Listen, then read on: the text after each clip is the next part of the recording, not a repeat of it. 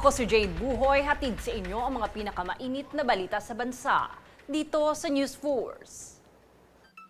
Sa ulo ng mga balita, DepEd at ilang grupo nakiramay sa pagpanaw ng guro sa gitna ng observation sa klase. Bulkang Mayon nasa alert level 3. Banta ng mataas na aktibidad patuloy.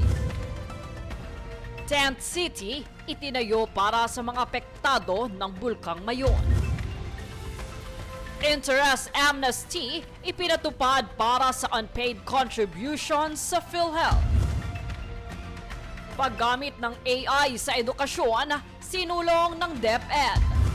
Patas at pantay na balita, komprehensibong ulat para sa pulso ng masa. Ito ang News Force. Para sa unang balita, dinagsa ng mga deboto ng mahal na poong Jesus Nazareno ang Traslasyon 2026. Bandang alas 4 ng madaling araw nang mag-umpisa ang paggalaw ng andas ng itim na Nazareno sa Quirino Grandstand. Ito ay mas maaga kumpara sa nakaraang taon.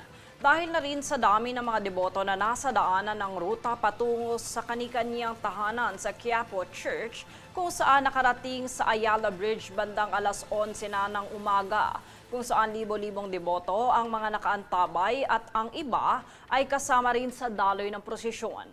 Para sa kaganapan, panoorin rito ang daloy kaninang umaga sa kahabaan ng Ayala Boulevard at Ayala Bridge mula sa aming mga kasamahang kameraman na sina Edgar Nono at Willie Datul.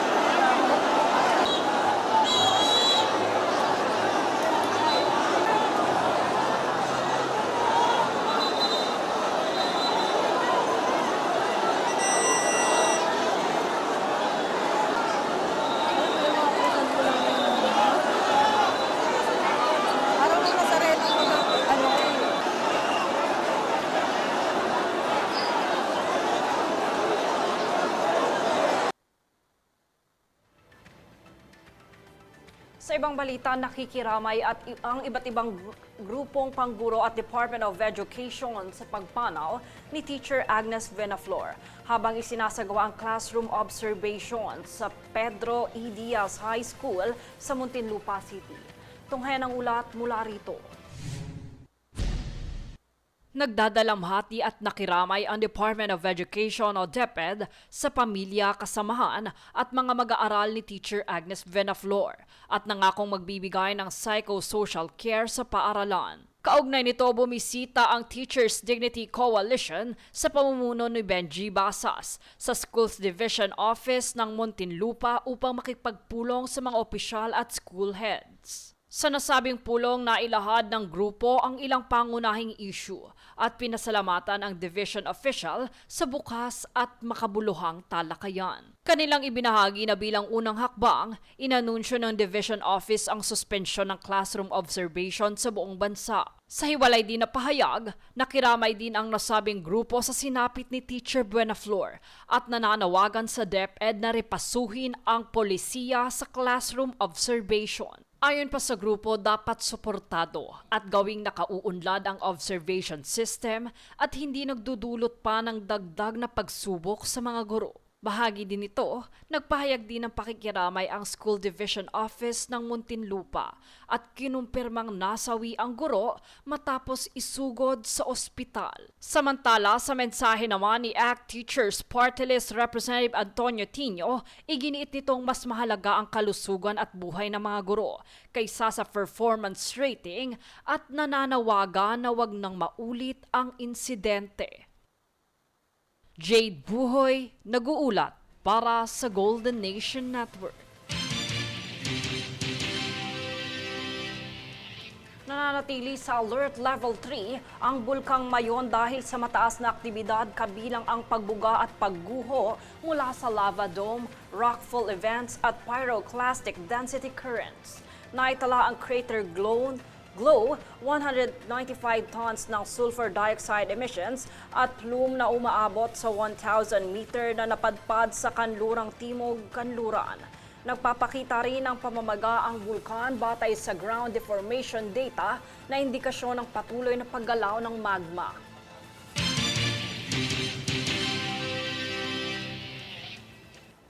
Kaugnay nito, bilang pagresponde sa banta ng aktibidad, inilatag na ng DSWD ang mga tent at iba pang ayuda para sa mga residenteng lumikas bunsod ng patuloy na pag-alboroto ng Bulkang Mayon. Tunghayan ang ulat mula rito.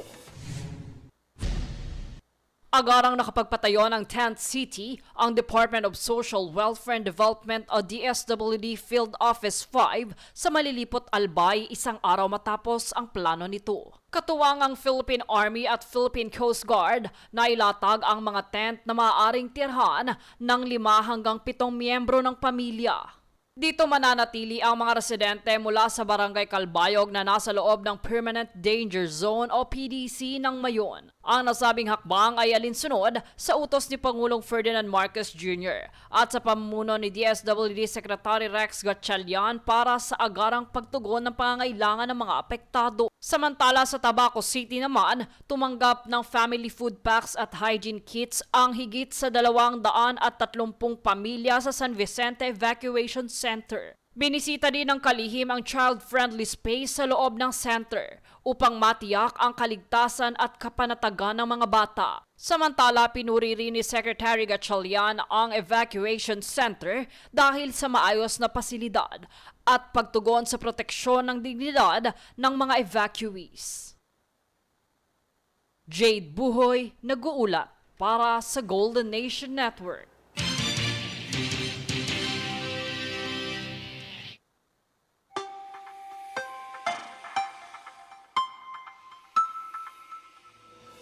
Para sa ulat panahon, ayon sa Pag-asa, patuloy na nakakaapekto ang shear line sa southern Luzon habang nanatiling umiiral ang amihan sa nalalabing bahagi ng Luzon na nagdudulot ng maulan at malamig na panahon.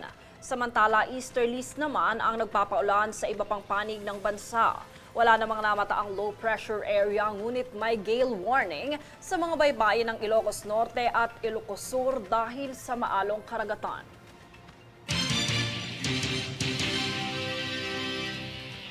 Susunod sa News Force. PhilHealth magpapatupad ng one-time waiver of interest.